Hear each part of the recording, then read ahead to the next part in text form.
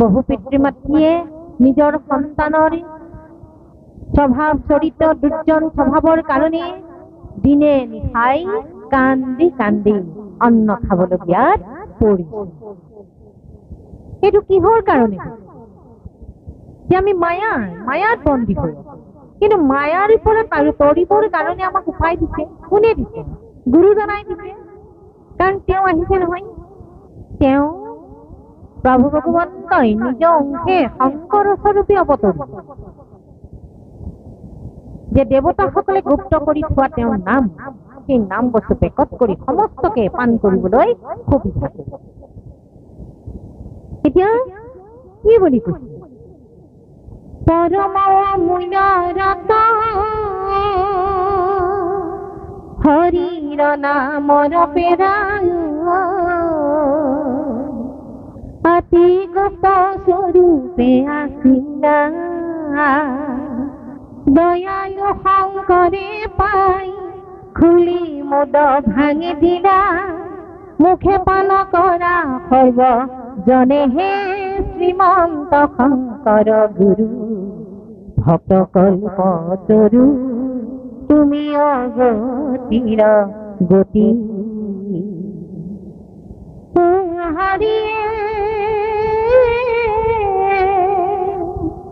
হৰি নাম প্ৰেম ৰস অমৃত নিধিক বান্ধিয় গুপ্ত কৰি থৈলা দেৱগণে শংকৰ স্বৰূপে আহি খুলি মোদ ভাঙি দিলা মুখে পান কৰা সৰ্বজনে হে শ্ৰীমন্ত শংকৰ গুৰু ভক্ত কল্পতৰু তুমি অগতিৰ গতি। চাওকচোন কিমান ধুনীয়া এইটো থিয় নাম, নহয়নে বাৰু? আমি গাই থাকো, কিন্তু সেই নামৰ যোগেদিও আমাক জ্ঞান দিব বিচাৰিছে সাধু সন্ত সকলে। যে আমি নাম গালি নহব, নামৰ পদখিনিয়ে কি কৈছে, নামটিয়ে কি কৈছে, আমাক কিবা উপদেশমূলক কথা কৈছে নেকি, আমি কৰিবলগীয়া আমাৰ কৰণীয় কৰ্তব্যবিলাক কৈছে নেকি, আমাৰ গুৰুজনাক চিনাকি কৰি দিছে নেকি, আমাৰ কৃপাৰ অৰ্থে যে তেওঁলোকে এই ধৰাধামলৈ আহিছে, নহয়নে বাৰু? এনেধৰণৰ কথাবিলাক আমি গুৰুত্ব দিব লাগিব। আমাৰ উঠি অহা প্ৰজন্মই খুব সুন্দৰ সুন্দৰ অনুষ্ঠানবিলাক কৰিছে, কিন্তু এতিয়া আমি যদি ভগৱন্তক চিনি নাপাওঁ তেতিয়াহ'লে আমাৰ ভগৱন্তক যোনে ভক্তি কৰে তেওঁলোকক আমি সদায় বেয়া দেখি থাকিম, নহয়নে বাৰু? সেইসকলক আমি অত্যাচাৰ কৰিম, এইসকলে কি কথা কৈছে নহয়নে বাৰু? আজি হিৰণ্যকশিপু সেই একেই হৈছে, অসুৰ কুলত জন্ম আৰু তেওঁৰ স্বভাৱ চৰিত্ৰ বেয়া। কিয় কাৰণে? যে তেওঁৰ জন্মৰ ৰহস্যটি অতি গভীৰ। এই ৰহস্যৰ কথা আমি জানিব লাগিব, যে আমি সন্তান কোন সময়ত আমি জন্ম দিব লাগিব, নহয়নে বাৰু? এই কথাষাৰ নজনাৰ কাৰণে আজি দিতিৰ গৰ্ভত এই দুৰান্ত অসুৰত জন্ম হৈছে, নহয়নে বাৰু? কাৰণ যিকণ সময়ত ঈশ্বৰ উপাসনা কৰিব লাগে সেইকণ সময়ত তেওঁ স্বামীক কি কৰিছে? যে কামনা বাসনাৰ পুণ্যৰ অৰ্থে চৰিতাৰ্থ কৰিবলৈ যত্ন কৰি, আৰু সেইকণ সময়ত তেওঁ গৰ্ভত সন্তান লৈছে। সেইকণ সময়তটো আমাৰ নহয়। সেইকাৰণে তেওঁলোকৰ মৃত্যুৰ কিতা কেনেকুৱা, হিৰণ্যকশিপু কি সময়ত মৰিছে আৰু হিৰণ্যাক্ষ কেনেকৈ মৃত্যু হৈছে। গতিকে আমাৰ সন্তানৰ এই মৃত্যু ৰচনাখন আমি কিন্তু পিতৃ মাতৃয়েই বনাও, নহয়নে বাৰু? গাঁথনিটো আমিয়ে কৰো, নহয়নে? আমি যদি ভাল ভাৱনাৰে গাঁথনি কৰো, অষ্টপ্ৰহৰত হৈ গ'ল 24 ঘণ্টা, এক প্ৰহৰত 3 ঘণ্টা, তাৰ ভিতৰত 4 প্ৰহৰ দিনত, 4 প্ৰহৰ ৰাতি। গতিকে আমি হিচাপ কৰি চাই গ'লে, দিনৰ পৰা হিচাপ কৰি গ'লে আমাৰ 7ম প্ৰহৰৰ পৰাই আমাৰ সন্তান জন্ম দিয়াৰ প্ৰকৃত সময়।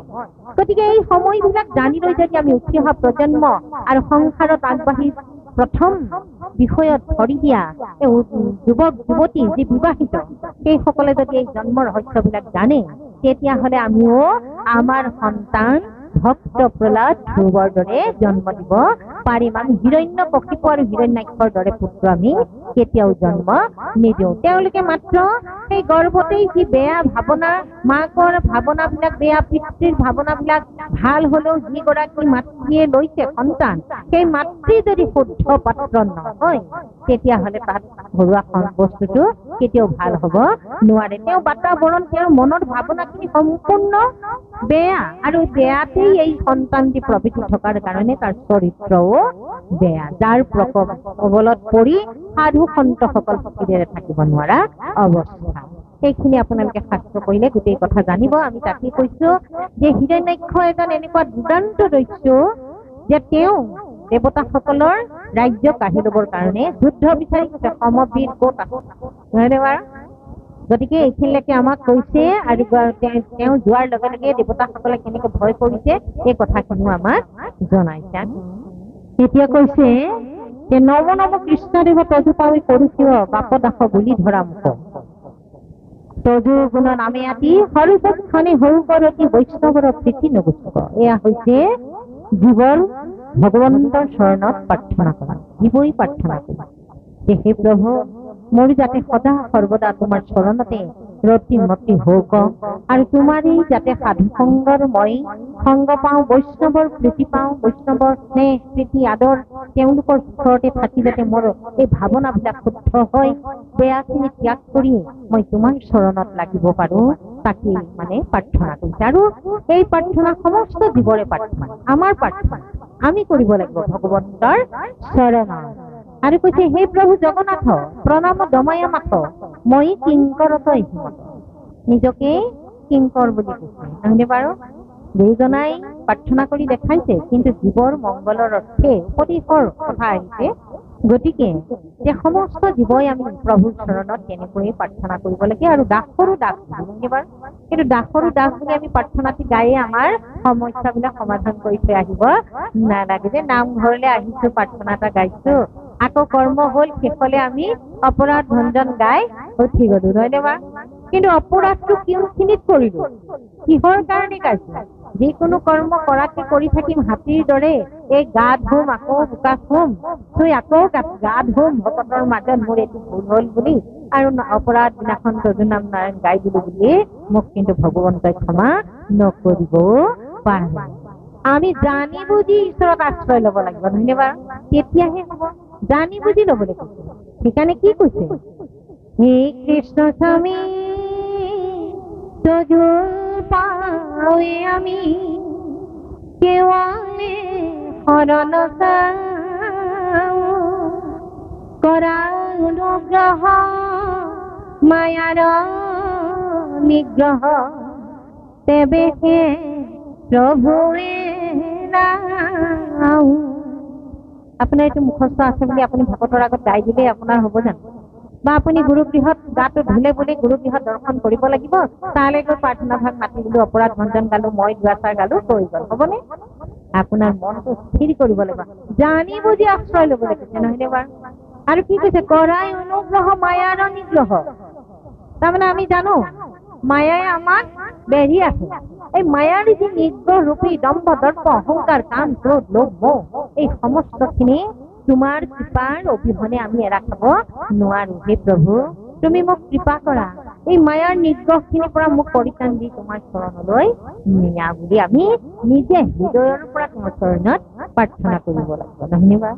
এই কথাবিলাককে গুৰুজনাই পুনৰ পুনৰ কৈ আছে যে প্ৰীতি নুগুচক বুলি কৈছে। চাওকচোন, যে তোমাৰ যে বৈষ্ণৱৰ সান্নিধ্য যাতে আমাৰ কেতিয়াও নুগুচে প্ৰভু, তুমি যাতে আমি সদায় সাধু সংগ পাওঁ, বৈষ্ণৱৰ সংগ পাওঁ। এজন এজন বৈষ্ণৱক লগ পালে আমি তাৰ কথা জানিম, যে ঈশ্বৰৰ কথাবিলাক শুনিবলৈ পাম নহয়নে বাৰু? ভক্তি কেনেকৈ আগবাঢ়িব পাৰিম ভক্তি মাৰ্গত, এই কথাবিলাক জানিবলৈ পাম। কিন্তু দুৰ্জনৰ সংগ ললে কি পাম? আজি আমাৰ ইয়াত কেইজনমান যুৱক দেখিছো, আৰু চাগে আহিব বুলি ভাবিছো, সেই যুৱকসকলক কৈছো যে ভালৰ এটাই হওক নহয়নে বাৰু? 100 কৌৰৱ, পাণ্ডৱৰ 5টা পুত্ৰ মাত্ৰ নহয়নে বাৰু? এপাচি শাকত এটা যাব নহয়নে? গতিকে আপোনাৰ অঞ্চলটো শত সহস্ৰ যুৱক আছে, কিন্তু তাৰ মাজেদি যদি এজন বৈষ্ণৱ পুত্ৰ কোনোবাই জন্ম দিছে, সেই জগতখন, সেই ঠাইখন কিন্তু সেই বৈষ্ণৱ পুত্ৰৰ দ্বাৰাই প্ৰভাৱিত হ'ব নহয়নে বাৰু? পোহৰে ইয়াক আন্ধাৰ তালে আহিবলৈ নোৱাৰি, ইমান চেষ্টা কৰক। আজি সেইকাৰণে আমি প্ৰতিজন অভিভাৱকে আমাৰ ল'ৰা ছোৱালীখিনিক খুব সৎপথৰ সন্ধান দিব লাগে। এই সাধু সংগলৈ আনিব লাগে। আমি দেউতাকসকল আহিছো, আমাৰ ল'ৰা ছোৱালী আহিছে নে নাই সেইটো আপোনাক সবেহে জানিব। গতিকে প্ৰত্যেকৰে ঘৰত ল'ৰা ছোৱালী আছে, সকলোকে ইয়ালৈ আনিব লাগে। বিশেষকৈ আই মাতৃসকলক আনিব লাগে, কাৰণ আইসকলৰ দ্বাৰাহে এই জগতৰ সৃষ্টি, হয়নে বাৰু? ভগৱন্তই সৃষ্টি কাৰ্যতে চালিকা শক্তি বোলে, এই জগতৰ চালিকা শক্তিয়ে হৈছে বোলে আই মাতৃসকল। আৰু মাতৃ বুলি কোৱাৰ লগে লগে, নাৰী জাতি বুলি কোৱাৰ লগে লগে আমাৰ নাৰীসকলৰ প্ৰতিটো ধাৰা আমাৰ মনলৈ আহি যায় যে এগৰাকী মাতৃ, এগৰাকী পত্নী, এগৰাকী সুভাৰ্যা, নহয়নে বাৰু? গতিকে এই সংজ্ঞাবিলাক আমাৰ লগত আহি যায় নাৰী বুলি কোৱাৰ লগে লগে। নাৰী বুলি কোৱাৰ লগে লগে আমাৰ সংজ্ঞাখিনি আহি যায়, নাৰী সংজ্ঞা, নহয়নে বাৰু? গতিকে সেইকাৰণে আমাৰ মাতৃসকল সচেতন হ'ব লাগিব, কাৰণ সন্তানক আমিহে পাওঁ, আমি জন্ম দিম, আৰু আমাৰহে কৰণীয় কৰ্তব্য বেছি। পিতৃতকৈ মাকৰ কৰ্তব্য বেছি। সেইকাৰণে আমাৰ মাতৃসকলে এনেহেন স্থানলৈ আহি সাধু সংগত ঈশ্বৰ কথাবিলাক শ্ৰৱণ কৰিব লাগে। শ্ৰৱণতহে বোলে ভক্তি শ্ৰেষ্ঠ বুলি কৈছে। এতিয়া কৈছে শিখায়ুকো নাৰায়ণ মুখ্য অৱস্থাত যেন ৰতি হুৱে তজু চৰণ। শিকাবলৈ আকৌ কাক কৈছে? ভগৱন্তকে, শুদ্ধ জীৱ। সেইকাৰণে ভগৱন্তকে প্ৰাৰ্থনা কৰিছে, হে প্ৰভু, এই জীৱসকলে তোমাৰ যে চৰণ সেৱা কৰিব লাগে, এই কথাবিলাক যাতে তোমাৰ দ্বাৰা মানে শিকক। কাৰণ তুমি কাক পঠিয়াইছা? তুমি বৈষ্ণৱসকলক পঠাইছা, সাধুসকলক পঠাইছা। এই সাধু সংগ যোনে লব, তাৰ যোগেদি এই জীৱবিলাক উদ্ধাৰৰ পথ বিচাৰি ল'ব পাৰি। গতিকে আৰু তোমাৰ চৰণতে সদায় তেওঁলোকৰ ৰতি হওক। চাওকচোন কিমান সুন্দৰকে আমাক শাস্ত্ৰই আনি আছে, নহয়নে বাৰু? আৰু ইয়াত কোনো মোৰ দেৱতাৰ কথা ইয়াত উল্লেখ কৰা নাই, মাত্ৰ পৰম ব্ৰহ্ম প্ৰভু ভগৱন্তৰ কথাই ইয়াত কৈ আছে। তেৰাৰ চৰণৰ কথা, আন দেৱতাৰ কথা ইয়াত অহা নাই। সেইকাৰণে আমি পাছলৈ যাওঁ আৰু ওলাই কৃষ্ণ বন্ধ মোৰ নহব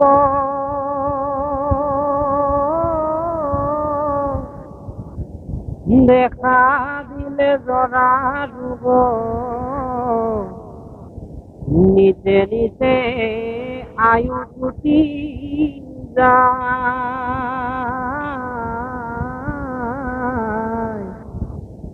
নহৈল ভকতি জ্ঞান কোনো দিনা পরে প্রাণ। এভ কৃপা করা শ্যাম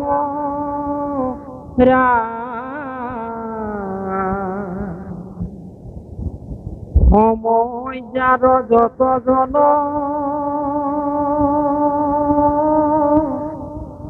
শুনিও সর্বক্ষণ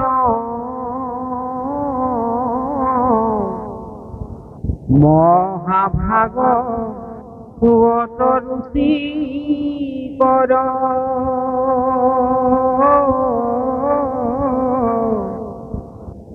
এৰাই বা সংসাৰ দুখ লভিবা পৰম সুখ ৰাম চলি যায় বা বৈকুণ্ঠন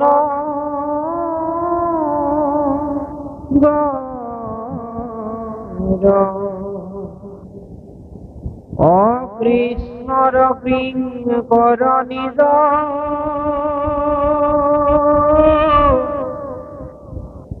গোপাল শৰণ দিজ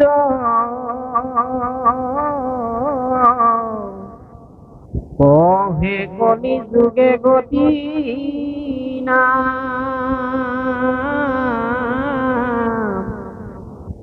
লাজ ভয় পৰিহৰি মনে বিশ্বাস কৰি হৰে ভজনে বোলা ৰাম ৰাম হৰি ৰাম ৰাম সুন্দৰকৈ কথাবিলাক কৈ আছে যে নভৰিলে ভকতি জ্ঞান কোনো দিনা পৰে প্ৰাণ এইবোৰ কিবা কৰা শ্যাম ৰায়। এই শ্যাম ৰায় বুলি প্ৰভু ভগৱন্তকে কৈছে যে কোনদিনা কি হব মই কত কেনেকৈ মৃত্যু হম কব নোৱাৰো, মোৰ প্ৰাণ কত কোন ঠাইত কেনেকৈ যায় তাৰ কোনো ঠিকনা নাই, মই নিজেই নাজানো। হে প্ৰভু তুমি মোক কৃপা কৰা, মই যাতে সাধুৰ সংগতে বৈষ্ণৱৰ সংগতে থাকি মই গতি পাব পাৰো। সময় যাৰা যতজন শুনিও সৰ্বখন মহাভাগৱত ৰুচিক। এয়া হল আমাক কৈছে, এই সমস্যা বুলি কৈছে, আমাক কৈছে। এই সভাসদ সকল তোমালোকে কি বুলি কৈছে, শুনিবলৈ কৈছে, মহাভাগৱতৰ কথা শুনিবলৈ কৈছে। অন্য শাস্ত্ৰ ইয়াত তুলনা কৰা নাই, উল্লেখ কৰি দিছে যে ভাগৱত শাস্ত্ৰতহে এই জীৱৰ গতিৰ বিষয়ে পাবা। তোমাৰ এই বিষময় সংসাৰখনত পৰি যে তুমি হাবু ডাবু খাই কি হব পাৰা, এই গোটেই বিষয় বাছনিখিনি তুমি এই ভাগৱততহে পাবা। অন্য শাস্ত্ৰৰ কিন্তু ইয়াত পদ্ধতি দিয়া নাই, মাত্ৰ ভাগৱত শাস্ত্ৰৰ তুলনাহে দিছে যে ভাগৱত শাস্ত্ৰ শুনা, আৰু এই শাস্ত্ৰ শুনাৰ লগে লগে তোমাৰ এই সংসাৰৰ দুখ যাতনাবিলাক আপোনা আপুনি আঁতৰি যাব বুলি কৈছে। প্ৰকৃততে এইটো যে সঁচা এয়া ভাগৱতী প্ৰমাণ কৰি দিছে।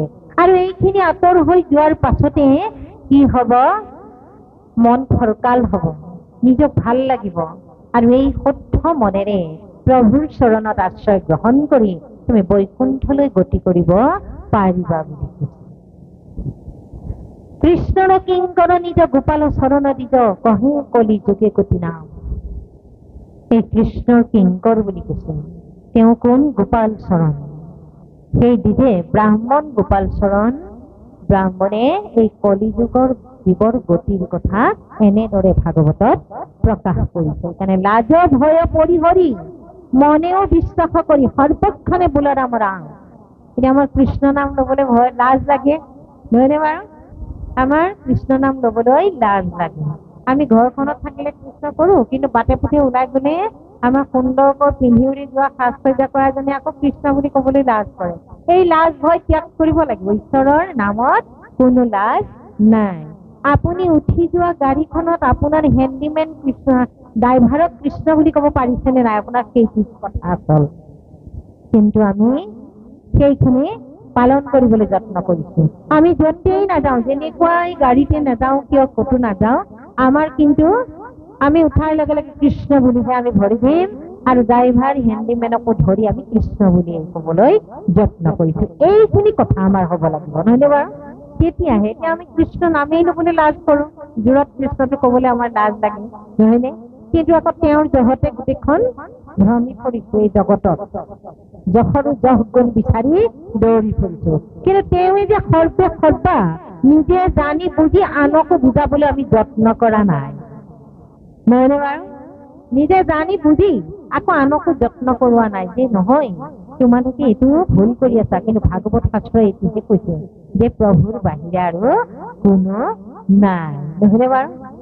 সেইকাৰণে কৈছে কিমান সুন্দৰকে এই গোটেই মানে উদ্ধৃতিখিনি আমাক দি আহিছে। এতিয়া আমাৰ আহিছে বৰাহ দেৱৰ লগত হিৰণ্যাক্ষৰ যুদ্ধ, প্ৰভু ভগৱন্ত আৰু হিৰণ্যাক্ষৰ যুদ্ধ। আমি চাওঁচোন কেনেকুৱা যুদ্ধখন লাগে, নহয়নে বাৰু? কৃষ্ণ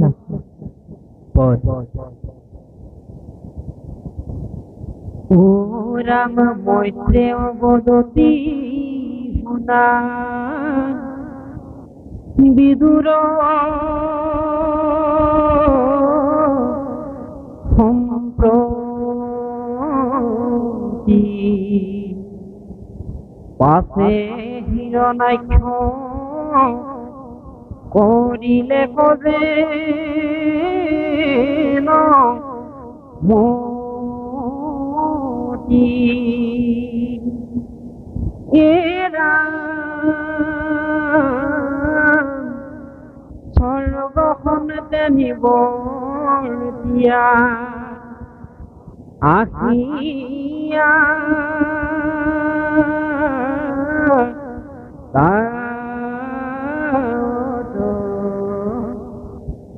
ফিরিবা কমনে নামিলে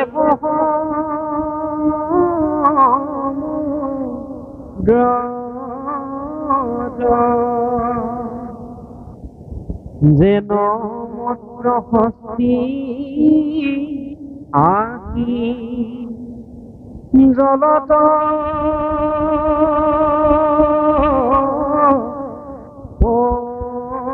পরিন্দ শতু ভীতি আকি ঘুর ভৌঠ লীল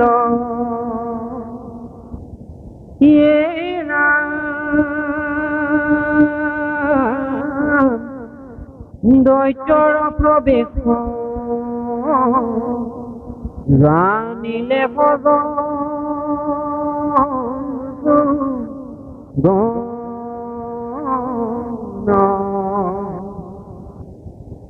ৰাম উজৰি উঠিলা বিয়াকুল ভৈলা মন যদি নমৰয় অভতাৰতে লাগি বিস্তৰ দূৰক পলাইলে কহবে ভাবি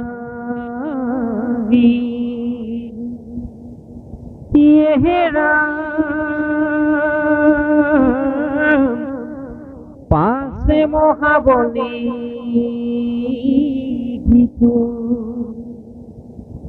অগাধ জল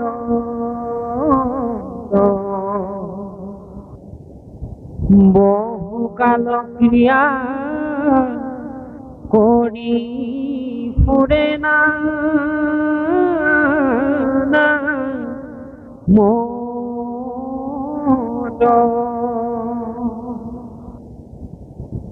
বর্জময় গদা গুট হাতে তুলি ধরি বড় বড় ঢৌ অন্তরঙ্গ করি পর্বত সমান ঢৌ বায়ুৱে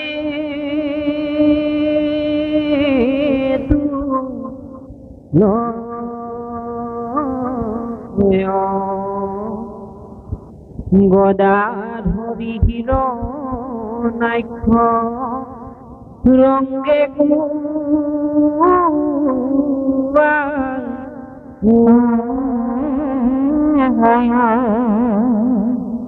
কৃষ্ণ এতিয়া বৰাহে কথাখিনি ইয়াত উল্লেখ কৰিছে। দেখি বৰাহী বৰাহে সঁচা হিৰণ্যাক্ষই স্বৰ্গলৈ গ'ল আৰু তাৰ পৰা তেওঁ আহি কি কৈছে যে স্বৰ্গহন্তে নিবৰ্তিয়া আহিয়া তাৱত স্বৰ্গ ঘূৰি পকি আহি এতিয়া সমুদ্ৰ সাগৰৰ পাৰ পাইছে আৰু সাগৰত তেওঁ নামিছে। যেন মত্ত হস্তি আহি জলত পৰিল চতুৰ্ভীতি আহি ঘূৰত ঢৌ উঠলিল। যেনেকে যে বিৰাট প্ৰকাণ্ড হাতী এটা আহি যেন সেই সাগৰত জাপ দিছে আৰু লগে লগে মানে ঢৌ নদী চিটিকি পৰিছে মানে পানী। আৰু ঠিক তেনেকৈ কি কৈছে যে চতুৰ্ভীতি কৃষ্ণ দৈত্যৰ প্ৰৱেশ জানি লেক জন্তুগণ উজৰি উঠিলা ব্যাকুল হইলা মন। এতিয়া জন্তুগণ বুলি কৈছে কোন জন্তুগণ? যে পানীৰ তলত থকা জীৱসকলে ভয় খাইছে যে এইজন ক'ৰ পৰা আহিল কি আহিল তাৰমানে তেওঁলোকে ভাবিব পৰা নাই কেনে অৱস্থা। তাৰপিছত কি কৰিছে যে ক'ৰ পৰা এইজন আহিল সেই জন্তুসকলে মানে ভয়ত ব্যাকুল হৈছে কি হ'ব এতিয়া। তেতিয়া কি কৈছে যে যদি নমৰয় প্ৰভু তাৰ তেজ লাগি দুষ্টৰ দূৰত পাৰিলে সবে ভাগি। তাৰমানে তেওঁ জাপ মৰাৰ লগে লগে যদি কোনোবা তেওঁৰ গছকত বা কিবাত যদি পৰি মৰাও নাই, সেইসকলে কি কৰিছে, সেই ঠাইৰ পৰা মানে ফ্ৰাঁ চিটিকা দি আঁতৰি গৈছে, মানে আঁতৰলৈ গৈছে। সেই কথাটো কৈছে, সেই জাপ মাৰি দিয়াৰ লগে লগে তাৰমানে তাত থকা সেই পানীৰ জলত থকা প্ৰাণীবিলাক আঁতৰি গৈছে। পাছে মহাবলি কিন্তু অগাধ জলত বহু কালত ক্ৰিয়া কৰি ফুৰে নানামত। সেই পানীৰ জলতে ইফালৰ পৰা সিফালে তাৰমানে ঘূৰি ফুৰিছে। তেওঁ মানে যুদ্ধং দেহি মনোভাৱ, তাৰ লগত তেওঁ সমকক্ষ যুদ্ধ বিৰ্গত পাব বিচাৰি ফুৰিছে। আৰু ঠিক তেনে সময়তে কি কৈছে, বজ্ৰময় গদাগোট হাতী তুলি ধৰি বৰ বৰ ঢৌ কোৱা ৰন্তৰংগ কৰি। তাৰমানে তেওঁ যেনিয়ে গৈছে তেনিয়ে প্ৰকাণ্ড ঢৌবিলাক উঠিছে যে, সেই গদাৰে হাতী ঢৌখিনিক তাৰমানে মাৰিছে গদাৰে। এই এনেকৈয়ে তেওঁ কি কৰিছে, সেই সাগৰত ঘূৰি ফুৰিছে, আনন্দ উপভোগ কৰিছে।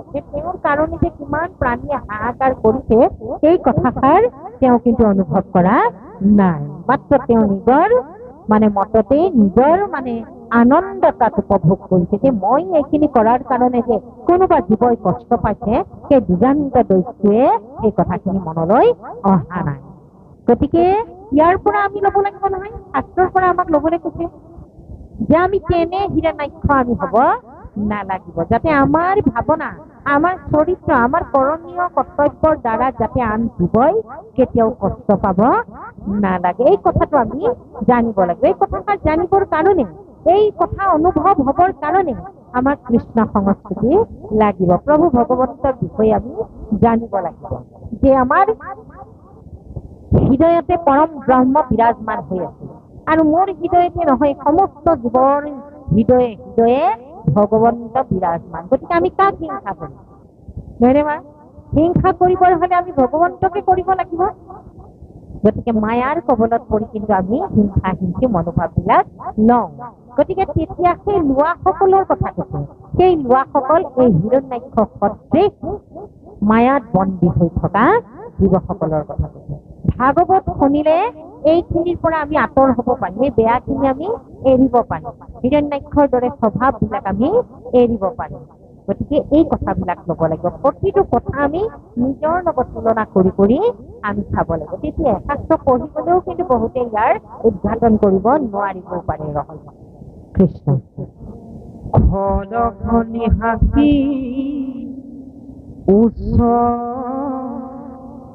করিয়া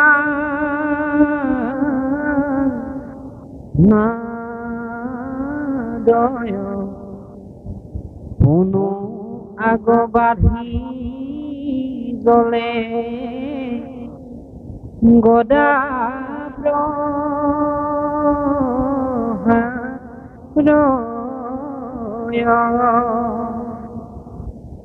রাম গদা রঘুবত মহাজল করিল অপরম সুন্দর এক নগর দেখিল বিভাবনী নামে হিতু বরণ পুর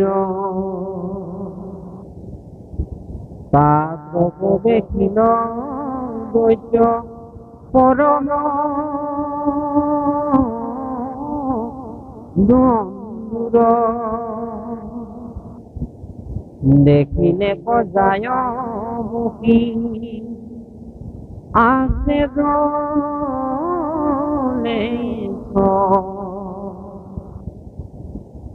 কদর ছিবে লাগি দুষ্ট ছাপিল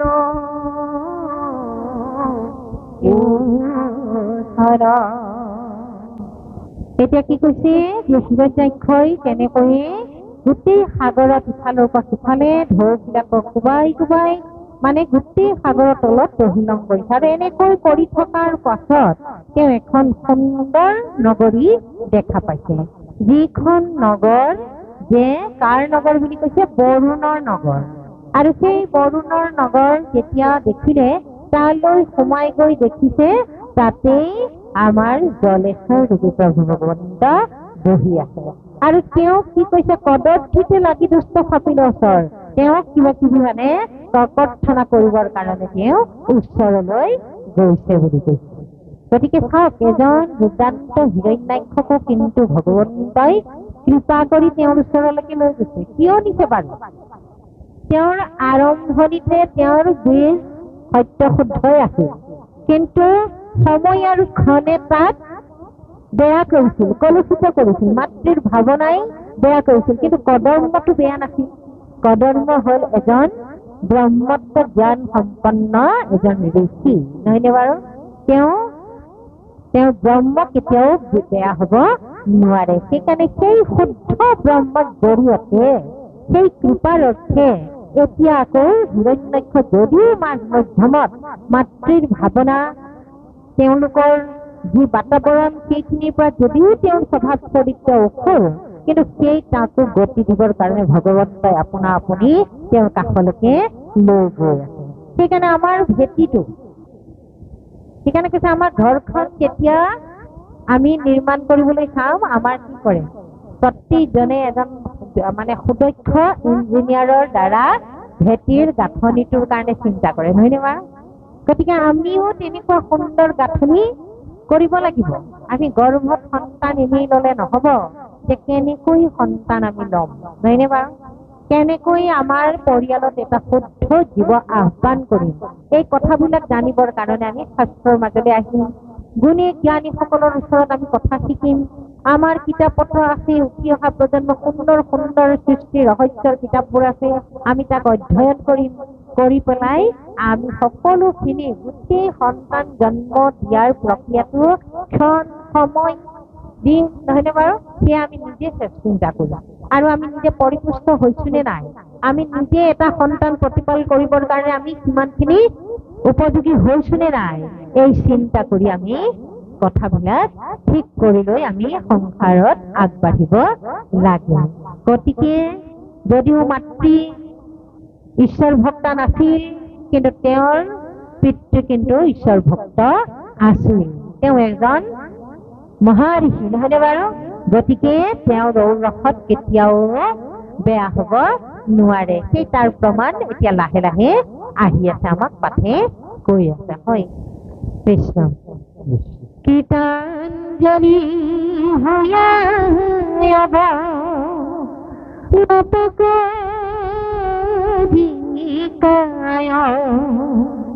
নিষদিন হাসি মাতে বৰুণা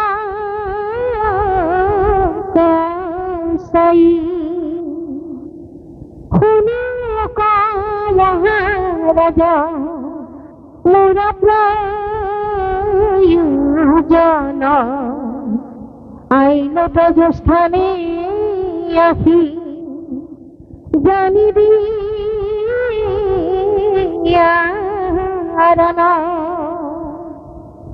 তেওঁ সেই ৰাজ্যলৈ সোমাই গৈছে, কিন্তু তেওঁ সন্মান জনাইছে, সুন্দৰকে সেৱা জনাইছে আৰু অৱনত কৰি গাই তাৰমানে শিৰ ধুৱাই কৈছে যে হে বৰুণ, তোমাৰ ওচৰলৈ মই আহিলো। হাঁহি হাঁহি কৈছে যে হে মহাৰাজ, মোৰ প্ৰয়োজনটো কি জানানে? আহিলো তজুস্থানে আহি জানি দিয়া ৰণ, মই এজন সুযোদ্ধা বিচাৰি বিচাৰি আহি তোমাৰ ৰাজ্য পালোহি, তোমাক মই সেৱা জনাইছো, তুমি মোৰ লগত যুদ্ধ দিয়া, মই তোমাৰ ওচৰলৈ যুদ্ধ বিচাৰি আহিছো, এই কথাখিনি কৈছো। ইয়াৰ পাছত কি কয় কৃষ্ণ? রাম লোকপাল হমস্কর তুমি অধিপতি রজ মহাজকে ঢাকি লেখব মোদী পূর্বে দেব দৈত্য বিনিয়ার মাঝে রাম রাজকীয় দৈত্য যদি আশা রাজে নিয়ে থেকে মোহর মন পুরাতি হয় এই মতে মদ করবে অনেক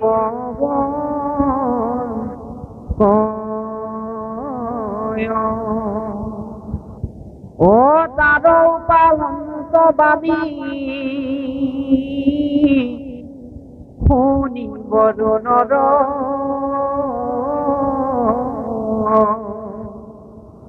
উঠিলে কতে তীক্ষণে ক্রোধ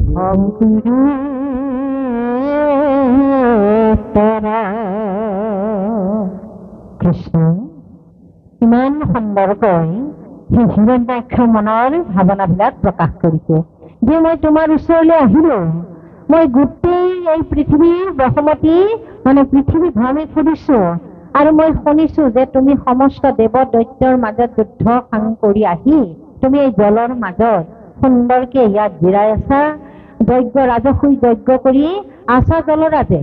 সেই ৰাজসুই যজ্ঞৰ শেষৰ পাছত আহি তুমি এই জলৰ মাজত বাস কৰি আছা আৰু এতেকে মোহৰ মন পুৰা অতিশয় মোৰ যি মনৰ ভাৱনা, মই এজন সমকক্ষ যোদ্ধা বিচাৰি ফুৰিছো আৰু এতিয়া ভাবিছো মই তোমাৰ লগতে মোৰ মনোবাঞ্ছা পূৰ্ণ হব।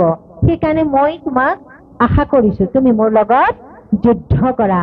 তেওঁ মহাগৰ্ব যে মোৰ লগত যুদ্ধ কৰিলে আৰু কোন হব, ময়েই জিকিম নহয় জানো, এই বুলি ভগৱন্তক তেওঁ কিন্তু চিনি পোৱা নাই। এইজনেই যে ভগৱন্ত, তেওঁ এজন ৰজা বুলিয়েই গোটেই কথাখিনি কৈ আছে যে মই তোমাৰ গুণ শুনিছো, তুমি ৰাজসুই যজ্ঞ কৰিছা, তুমি দেৱদৈত্যৰ লগত যুদ্ধ কৰি জিনি আহি পেলাই এই জলৰ মাজত আছা, গতিকে মই আহিছো তোমাৰ ওচৰলৈ, মোৰ লগত তুমি যুদ্ধ কৰাচোন। এই বুলি তেওঁ তেওঁৰ মনৰ আবেদনখন এই বৰুণৰ আগত প্ৰকাশ কৰিছিল ভগৱন্তৰ আগত। বলে নাতে জানি এৰি লেক ক্ৰোধ মন হাসিয়া ভুলন্ত ভয়া শুনিবি বচন ভৈল যুদ্ধ ভৈল বৃদ্ধ যুদ্ধ নাহিকেৰা গয়াৰ তবু তোৰা মই কিছু কৰো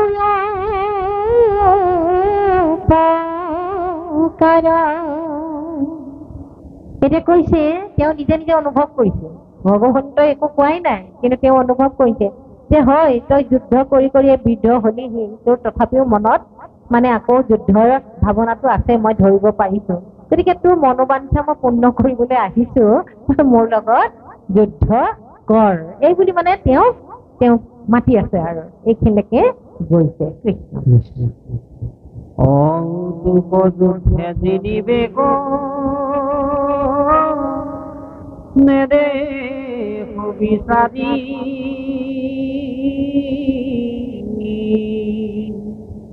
বিনে ভগৱন্ত ঈশ্বৰ মুৰাৰী আৰ সাধু কপালিতে নানা ঘৰে অবদান দুৰ্জন জনক আৰু কৰিতে সংসাৰ ওই এতেকে মোহতয় আদি মূৰ্তি পৰিহৰি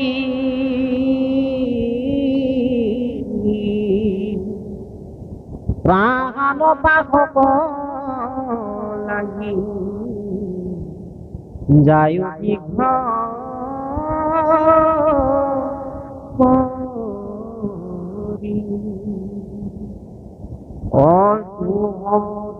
মহমবীৰে যাক যুজে প্ৰসন্ন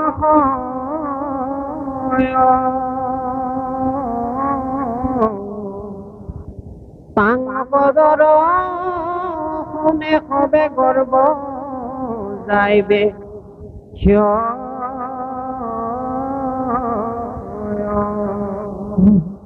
এতিয়া কি কৈছে যে বৰুণে মাত লগাইছে আৰু লগাই কৈছে যে তোমাৰ লগত মই যুদ্ধ কৰিব পৰা আৰু মোৰ লগত তুমি যুদ্ধ কৰি একো নাপাবা, কিন্তু তোমাৰ লগত যুদ্ধ কৰিব পৰা এজনী আছে, সেইজনী হৈছে যে কি বুলি কৈছে, তোক যুদ্ধে জিনিবেক নেদেখ বিচাৰি দিনে এক ভগৱন্ত ঈশ্বৰ মুৰাৰী। সেই এজনী আছে ঈশ্বৰ মুৰাৰী প্ৰভু ভগৱন্ত, তুমি তেওঁৰ ওচৰলৈ যোৱা আৰু তেওঁৰ লগতে তুমি যুদ্ধ কৰি তোমাৰ মনোবাঞ্ছা পূৰ্ণ কৰিব পাৰিবা। কিন্তু এটা কথা, তুমি যোৱাৰ লগে লগে তেওঁ কৈ আছে যে তুমি যোৱাৰ লগে লগে তেওঁক দৰ্শন পোৱাৰ লগে লগে তোমাৰ এই যে গৰ্ব অহংকাৰ এই সমস্তখিনি তোমাৰ নাইকিয়া হৈ যাব। তুমি গতিকে তেওঁৰ ওচৰলৈ যোৱাচোন, তেওঁৰ লগতহে তোমাৰ সমকক্ষ বীৰ তেওঁহে হ'ব। সেইকাৰণে কৈছে তুমি তেওঁক দৰ্শন কৰাগে, তোমাৰ এই অহংকাৰ ভাৱনাবিলাক সকলো নাইকিয়া হৈ যাব। আজি আমি সেইকাৰণে ভাবিব লাগিব যে আমিও একোজন হিৰণ্যাক্ষ নহয়নে বাৰু? আমি এই বিষয়তে থাকি হিৰণ্যাক্ষ হৈ আছো নে নাই? দম্ভ দৰ্প অহংকাৰতে আমি মত্ত হৈ আছো নহয়নে বাৰু? কোনোবাই যদি কিবা এটা সোধে তেতিয়া বোলে মোতকে আৰু বেছি জনা নাই নহয়নে বাৰু? এনেকৈ ভাবো। কিন্তু এই অহংকাৰ বিলাক নাইকিয়া কেতিয়া হব? যে সাধু সংগ পালে, বৈষ্ণৱৰ সংগ পালে আৰু প্ৰভুক নিজৰ আত্মাত দৰ্শন পাব লাগে। তেতিয়া ভগৱন্তক দৰ্শন পাব লাগে, কাৰণ প্ৰভু আমাৰ হৃদয়তে আছে নহয়। আমি নিৰিবিলি স্থানত ঈশ্বৰক বিচাৰিব লাগে হয়, কিন্তু সেই নিৰিবিলি স্থান পাই তাত আকৌ তেওঁক সন্মুখ কৰিব লাগিব, কিন্তু আমাৰ হৃদয়ত। হৰিৰ নামৰ কীৰ্তন সুখ নজানে যিটো হৰি বিমুখ বুলি কৈছে নহয়নে বাৰু? যে ঈশ্বৰৰ নাম কীৰ্তন একে সুখময় বুলি কৈছে, আনন্দময়। যি ঈশ্বৰৰ শ্ৰৱণ আৰু কীৰ্তনে আমাক আনন্দ প্ৰদান কৰে, কিন্তু তাৰ পৰা যদি কোনোবা বঞ্চিত হৈ আছে সি হৰি বিমুখ বুলি কৈছে, হৰিক সন্মুখ কৰিব পৰা তেওঁ নাই। সেইকাৰণে তৃতীয় স্কন্ধত কপিল প্ৰভুৱে মাতৃক ভক্তি যুগত কৈছে নহয়নে বাৰু? সুন্দৰকে কৈছে যে হে মা, তোমাক মই ইমানবিলাক ঈশ্বৰৰ তত্ত্ব ৰহস্যৰ কথা কলো, তথাপিও তোমাক কওঁ মোক ভজিবৰ কাৰণে তোমাক কিন্তু অকণমান হলেও নিৰিবিলি স্থান লাগিব। সেইকাৰণে আমাৰ সেই কথাৰ জৰিয়তে সাধু সন্তসকলে গুৰু জনাই একেলগে আমি যে আমাৰ পিতৃ মাতৃ, আমাৰ সন্তান, আমাৰ ছোৱালীজনী, আমাৰ বোৱাৰীজনী, শাহু শহুৰ, মাক দেউতাক সকলো একেলগে উপাসনা কৰিব পৰা এটা স্থল বিশেয়া হ'ল নামঘৰ। আৰু এই ৰাজহুৱা স্থানত আমি একেলগে উপাসনা কৰিম, কিন্তু আমি জীৱৰ কাৰণে আমি সদায় নিত্য নৈমিত্তিক আমাৰ ঈশ্বৰ সেৱা আছে। গতিকে সেই নিত্য নৈমিত্তিক আমি ঈশ্বৰক বুজিবৰ কাৰণে, পঞ্চ যজ্ঞ কৰি নিজক শুদ্ধ কৰিবৰ কাৰণে, অষ্ট সদাচাৰ 8 সদাচাৰ পালন কৰি নিজক শুদ্ধ কৰিবৰ কাৰণে আমাক তৃতীয় স্কন্ধত কপিল প্ৰভুৱে মাতৃক কোৱাৰ চলেৰে আমাক কৈছে যে আমাক এটা নিৰিবিলি স্থান লাগিব। সেই গুৰুত্ব প্ৰদান কৰি এই গুৰুজনাই নামঘৰ সৃষ্টি কৰিলে আৰু গুৰুগৃহ সৃষ্টি কৰিছে নহয়নে বাৰু? গতিকে মহামহন্তসকলে গুৰুগৃহ নিজৰ এই অনুষ্ঠানটো বুলি ভাবে নহয়নে বাৰু? আজি আমাৰ এই ভাগৱত উদযাপন সমিতিৰ সকলোৱে ইয়াত দান দক্ষিণা কৰি পেলাই দি আগবঢ়াই এই অনুষ্ঠানটি সাফল্যমণ্ডিত কৰিছে হয়, কিন্তু তাক সুন্দৰভাৱে পৰিচালনা কৰি কাৰ্য কমিউনিকা কৰি এই অনুষ্ঠানটি উপকৃত কৰিবৰ কাৰণে কিন্তু মোটামেও কেইজনমানে কষ্ট কৰিবলগীয়া হৈছে। তেওঁলোকে কি বুলি লৈছে এই কিতাপে, যে তেওঁ গুৰুগৃহ বুলি লৈছে, স্তম্ভ বুলি লৈছে, ভাগৱত পাতিম। আয়ো সুন্দৰকে এইটো সাফল্যমণ্ডিত কৰিব লাগিব, কাৰণ আমি দূৰৰ ভকত মাতিছো, বিভিন্ন ভকতক মাতিছো, বহু প্ৰাথমিকৰ পৰা আঁতৰৰ পৰা আহিছে নহয়নে বাৰু? আৰু ইয়াত কোনো ভেদাভেদ নাই যে সংঘ কৰ্মকাণ্ডী বা নামশৰণীয়া এই বুলি আমি ইয়াত পাৰ্থক্য ৰখা নাই। আমি পাতিছো মাত্ৰ ভাগৱত অনুষ্ঠান, যে যাৰ জৰিয়তে জীৱৰ মুক্তিৰ সন্ধান পায় নহয়নে বাৰু? যুগ ধৰ্মৰ আভাস পায়। ভাগৱতৰ অৰ্থই কি বুজায় জানেনে? ভাগৱত শ্ৰৱণ আৰু কীৰ্তন কৰিলে, ভাগৱত শুনিলে, ভাগৱত নিজে অধ্যয়ন কৰিলে ভাগৱতে শিকোৱা কথা কোনটো জানেনে? আমি যে কলি যুগৰ জীৱ, এই কলি যুগত থাকি যে আমি দাপৰ আৰু ত্ৰেতালৈ যাব নালাগে, এই কথাষাৰৰ অনুসন্ধান দিয়ে, এই কথাষাৰৰ জ্ঞান দিয়ে। আৰু যদিহে আমি কলি যুগত থাকি সেই ত্ৰেতালৈ গৈ আছো, দাপৰলৈ গৈ আছো, তেতিয়াহ'লে নহব। কাৰণ সত্যত ধ্যান, ত্ৰেতাত যজ্ঞ, দাপৰত পূজা আৰু কলিত হৰি নাম। ভাগৱতী এই নামকহে চেষ্টা কৰো, মানে চেষ্টা কৰি প্ৰকৃত যে নামেই শ্ৰেষ্ঠ এই কথাটো ভাগৱতে জনাইছে। কাৰণ ঈশ্বৰৰ নাম ললেই কলিৰ মনুষ্যসকল তৰি যাব পাৰিব। সেইকাৰণে আমি এই কথাবিলাক জানিম যে আমি কলি যুগৰ মনুষ্য। আমাৰ ইয়াত পূজা নাই, আমাৰ ইয়াত যজ্ঞ নাই, আমি তপ কৰিব নালাগে, একাদশী ব্ৰত কৰিব নালাগে, দ্বাদশী ব্ৰত কৰিব নালাগে, নহয়নে বাৰু? আজি পূৰ্ণিমা, আমুক খাব নাপায়, তামুক খাব নাপায়, সেইবোৰ আমাৰ নাই। মংগলবাৰ, শনিবাৰ, আমি বৃহস্পতিবাৰে চুলি কাটিব নাপায়, নখ কাটিব নাপায়, এইবিলাক কথা আমাৰ ভাগৱতত নাই। এক ঈশ্বৰ শৰণীয়াসকলৰ সেয়া নাই। তেওঁলোকে সমস্ত ঈশ্বৰতে অৰ্পণ কৰে, ভগৱন্তৰ নামতে গোটেইখিনি কৰে। যদিহে আমি এইবিলাক বেয়া বুলি ভাবি আছো, বিশেষকৈ আমাৰ আই মাতৃসকলে বৰ চিন্তা কৰে, নহয়নে বাৰু? যে মংগলবাৰ, শনিবাৰ, বৃহস্পতিবাৰ, নহয়নে, সোমবাৰে বোলে দৰিদ্ৰক দান কৰিব নাপায়, চাউল এমুঠিও নিদিয়ে ভিক্ষাৰী গলে, নহয়নে? সেইকাৰণে কৈছে আমি জীৱৰ মংগলৰ অৰ্থে ঈশ্বৰ সদৃশ হবৰ কাৰণে ঈশ্বৰৰ কথাবিলাক ভগৱন্তই যদি আমি শুদ্ধ জীৱ হওঁ, আমি শোক মোহ পংকৰ মাজত পৰিলেও ভগৱন্তই কিন্তু যিকোনো প্ৰকাৰে আমাক তেওঁৰ চৰণলৈ লৈ যাব। আজি হিৰণ্যকশিপুক তেনেকৈয়ে আনিবলৈ যত্ন কৰিছিল। সেই কথাখিনিক ইয়াত কৈছে।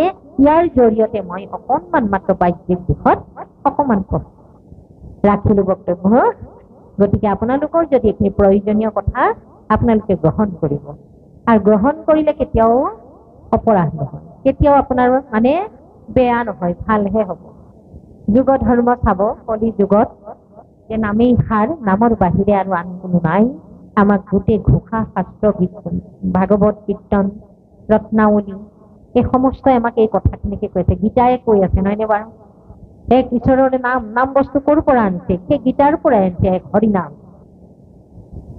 সাধু সংগ ক'ৰ পৰা আহিছে? সাধু সংগ ভাগৱতৰ পৰা আহিছে, নহয়নে বাৰু? সৎসংগ।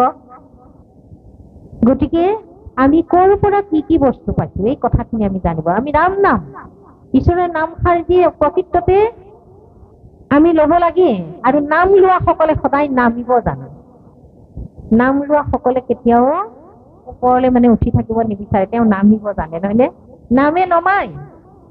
আমাৰ ভকত সকলে জানে যে নিৰিবিলি স্থানত যেতিয়া আমি ভগৱন্তক সন্মুখ কৰিবলৈ যাম, আমি তলৰ পৰা ওপৰলৈ গৈ আকৌ নামিব লাগিব, নহয়নে বাৰু? তেতিয়াহে আমি নামিব জানো। নামত আশ্ৰয় গ্ৰহণ কৰা সকলে নামিব জানে। তেওঁলোকে কেতিয়াও কাৰো ওপৰত বক্তব্য ৰাখি ওপৰত উঠিব নিবিচাৰে। তেওঁলোকে সদায় সাধু সন্তক সেৱা কৰি তেওঁলোককে উচ্চ মান্যতা দি নিজে সদায় দাসৰ দাস হৈ থাকিব বিচাৰে। এই কথাটো মনত ৰাখিব। আমি এনেই আৰু গাই থাকিলে নহব যে অপৰাধ বিনাশন তজু নাম নাৰায়ণ, জানি নামে পকিলো কৰণ, নহয়নে বাৰু? আকৌ ইফালে গাই থাকো কি দাসৰো দাস, টানো দাসক ধৰিলো আমি। এই প্ৰাৰ্থনা মাতি এনেই থাকিলে নহব, আমি দাস হবলৈ শিকিব লাগিব, জানিব লাগিব। এতিয়া অপৰাধ কেই প্ৰকাৰ? অপৰাধ কেই প্ৰকাৰ জানেনে আইসকলে? বাপসকলে জানে, আমি বাপসকলক সোধা নাই। আৰু প্ৰতিটো অনুষ্ঠানতে আমাক আকৌ বাপসকলে কয়, আপুনি চব আইসকলক কলে আমাক একো নকয়। কিন্তু আইসকলৰ জৰিয়তে আমি বাপসকললৈ প্ৰেৰণ কৰিছো এই কথাবিলাক। যে অপৰাধ কেই প্ৰকাৰ জানেনে আপোনালোকে? হা, জানেনে?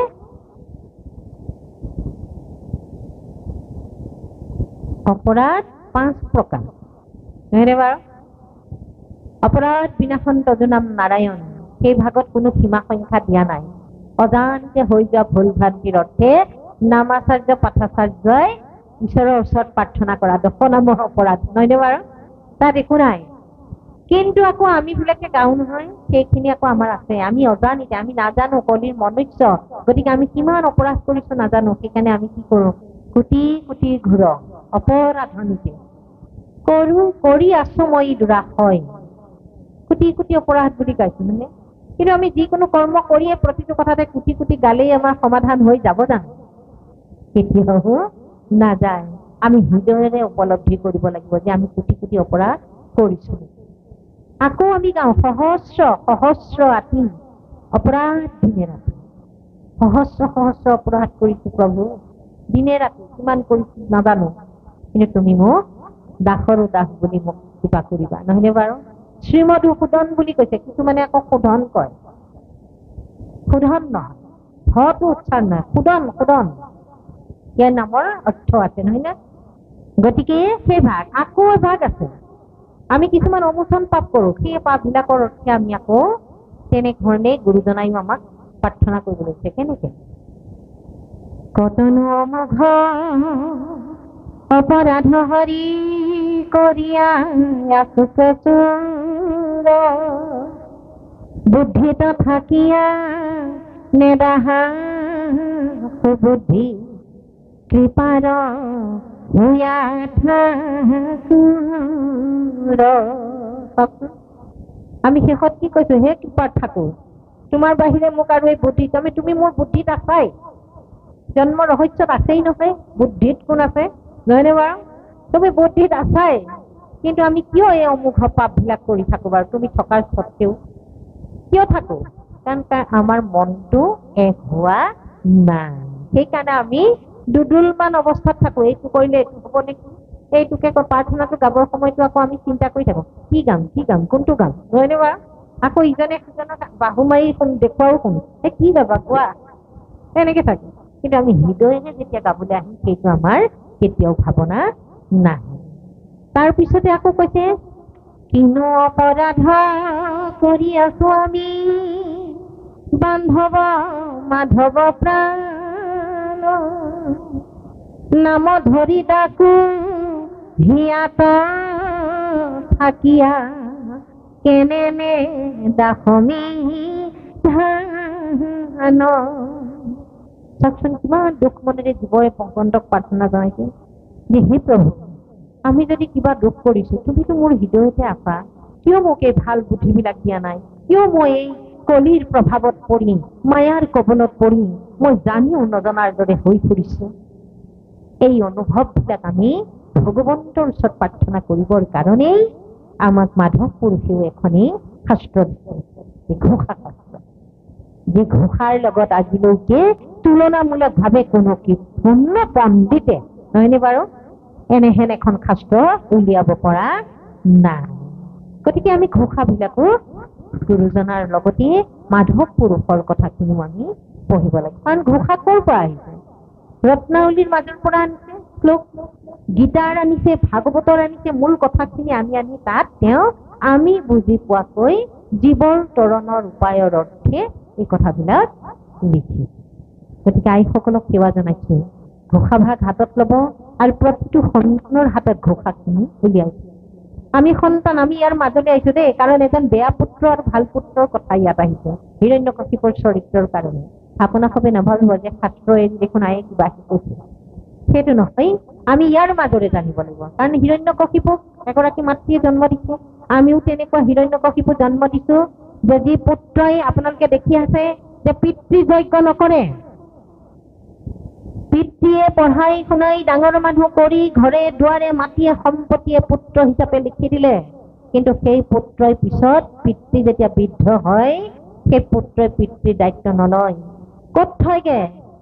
যে হয় বৃদ্ধাশ্ৰমত, নহয় বাটৰ কাষত এৰি থৈ আহে। পিতৃৰ মাতৃক সেৱা কৰিবলৈ তেওঁৰ সময় নাই। সেই দুৰ্দান্ত পুত্ৰবিলাকক কোনে দিছো? আমিয়ে দিছো জন্ম। আমাৰ ভেটিটো সুদৃঢ় নকৰিলো, ভাল নকৰিলো, আৰু সেইকাৰণে আজি সেই পুত্ৰৰ কাৰণে আমি তৃতীয় স্কন্ধত কৈছে মাতৃসকলক যে গৰ্ভত সন্তান থাকিলে জ্বলা টেঙা লোণ আদি কৰি খাব বোলে নাপায়, সেইখিনি খালে সন্তানটিয়ে কষ্ট পায়। কিন্তু আমি আকৌ দেখিছো যে এতিয়াই আমি দেখি আছো বৰ্তমান যুগত যে এগৰাকী গৰ্ভৱতী আইৰ আকৌ বেছিকে জ্বলা টেঙাহে খাবলৈ মন যায়। সেইখিনি খালে যে পেটত থকা সেই অকণমান সৰু কোমলীয়া সন্তানটিয়ে যে কিমান কষ্ট পায়, কাৰণ মাক আৰু সন্তানৰ খাদ্য যিটো নলী সেইডাল একাকাৰ হৈ থাকে, সেইডালে হৈছে আপ্যায়নী নাৰী।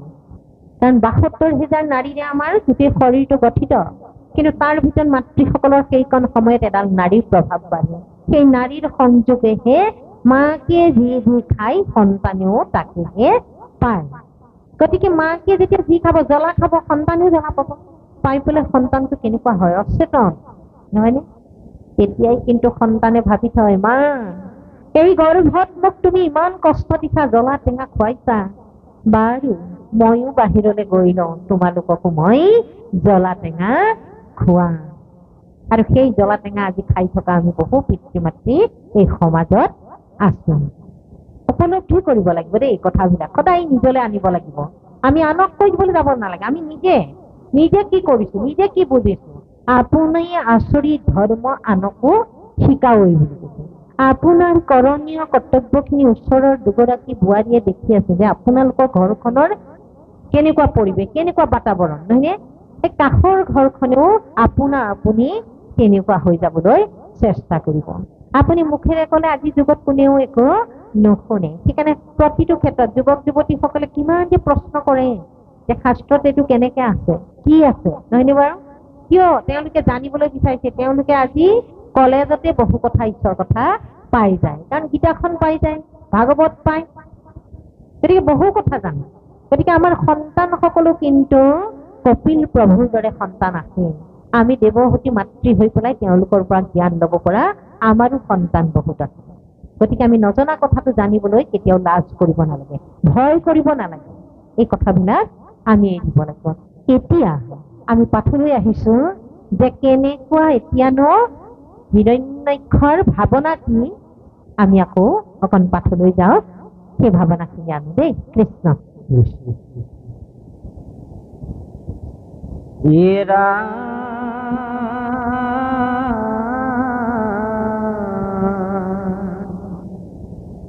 অহমর ভূমিত বাসে থাকি বিভূতিয়া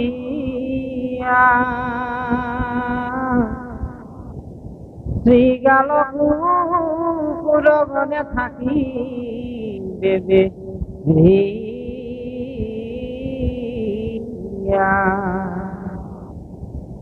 আর বরুণর এই বাণী ধনী দৈত্য রাজ ক্রোধমনে হি থানর ধন্যতে ভৈল বাজ পথে নারদ পাই বসিলন তথা অপহের গুরু তোর হরিয়াছে উঠা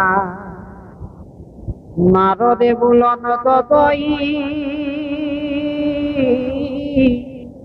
রখা চলে চল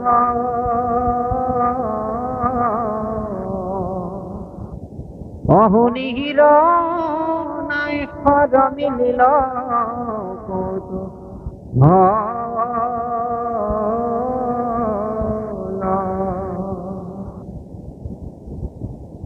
আর শীঘ্রে যাই রখা চলে ভইলে ক্রবে কহিতে হাই খাতে দেখা পাইলা অদন্ত অগ্রে পৃথিবী গো তুলিয়ায় আনন্দ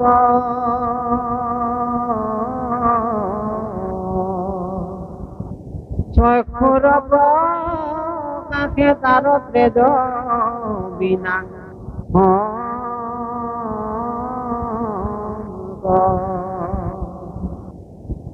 অহেনয় সর কথাই দ্বিতীয় নন্দন হাস্য করি বলিবাক লাগিলা বচন আর পরে কিনু কাল ইতু ভয়ল বিপর্যয় বনরব রাহ বহু জল ঘুর কৃষ্ণ।